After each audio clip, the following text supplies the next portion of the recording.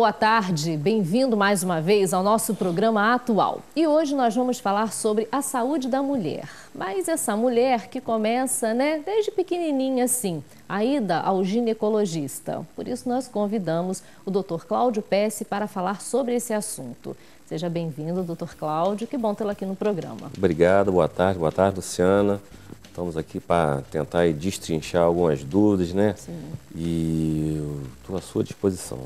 Bom, a gente falou da saúde da mulher, Mas vamos falar da saúde das meninas. A partir de qual idade pai, mãe deve levar a filha à primeira consulta ginecológica, doutor Cláudio? Luciana, na verdade, não existe um prazo determinado, né?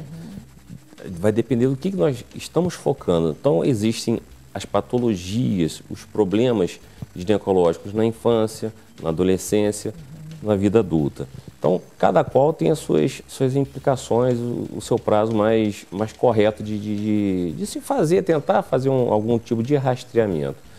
É muito pouco comum a menina, até a primeira menstruação, necessitar de uma ida ao ginecologista. Geralmente, se tiver algum problema, ela está com um pediatra. Se tiver uma coisa muito mais complexa, o pediatra às vezes encaminha, mas é uma coisa muito pontual, muito raro também. Quando ela passou a menstruar, quer dizer, aconteceu a menarca dela, que é a primeira menstruação. E hoje em dia, não tem essa coisa, nunca teve, a questão da idade. Tem meninas que ficam com 10, tem meninas que ficam com 15. Isso, a média é 11, 12, 13 anos. Mas vir com 10 não tem problema, chegar com 15, no máximo 16 anos, antes de se pesquisar algum outro tipo de problema. Mas falando na grande maioria, que ela com 12, 13 anos, se ela também não tiver problema, e qual é o problema que ela vai ter? Geralmente, a primeira queixa dessa menina é cólica menstrual. Ela já começa com cólica. Ou não. Quando começa com cólica, já na primeira menstruação, a gente chama de dismenorreia primária, quer dizer, desde a primeira menstruação. Isso não significa nenhum tipo de doença. Muitas mães vão preocupadas que a filha possa ter já endometriose, que é uma doença que dá muita dor, muita cólica. E não é endometriose nessa idade. Então, a gente tem que tranquilizar essa mãe e tentar passar para ela o que acontece, o porquê que ela está com cólica, Evidentemente, inibir esse processo de cólica, quer dizer, fazer o tratamento medicamentoso. Então, geralmente, a primeira queixa que ela apresenta é essa dismenorreia, essa cólica, tá? Às vezes, algumas pessoas também têm queixa de muita secreção, secreção vaginal.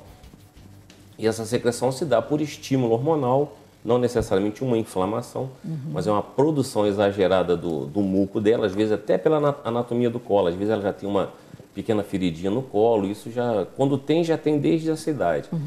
E a gente isso pode acontecer numa menina virgem? Numa menina virgem, exatamente. Quer dizer, ela não é doença sexualmente transmissível, não é infecção, mas é uma produção de muco exagerada. Tá? Só que poucas vezes a gente consegue abordar, porque se a moça é virgem, a gente não tem como colocar um aparelhinho, visualizar o colo de útero, examinar, fica muito difícil, Então a gente também tenta orientar nesse sentido. Tem assim algum receio dos pais de levarem as meninas à primeira consulta ainda virgens?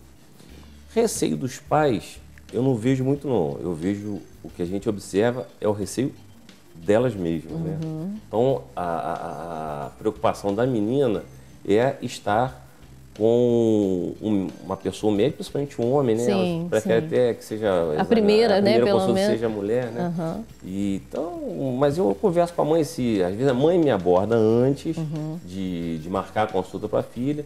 Eu falo com ela não vai ser examinada, não tem como ser examinada, não precisa ser examinada. Ela vem, me conhece, a gente conversa com ela e passa a pegar um pouco de confiança, sabia com quem. Essa seria assim, uma primeira conversa, como um médico. Isso, uma orientação, normal. Entendeu? E amanhã, caso ela precise mesmo, ela já sabe quem ela vai encontrar na frente, Não vai ser uma coisa assustadora para ela. E quais são as principais dúvidas dessas meninas assim? As meninas, na verdade, elas conversam muito com a mãe em casa, a mãe conversa com elas. E hoje, mais por causa dessa modernização, globalização, a preocupação hoje está muito relacionada à esfera sexual, Contracepção, evitar doenças, né? Então, são todas essas orientações que norteiam a ida dela às consultas. E é legal, assim, você ter esse primeiro contato apenas com a mãe, assim, ao lado, ter essa conversa dessa forma, é importante? Depende Ou elas muito, ficam um pouco... Depende muito do relacionamento entre a filha e a mãe. Sim. Tá? Se elas tiverem um relacionamento aberto em casa, ambas... Ótimo, né? Ótimo. A consulta flui com mais intensidade, mais...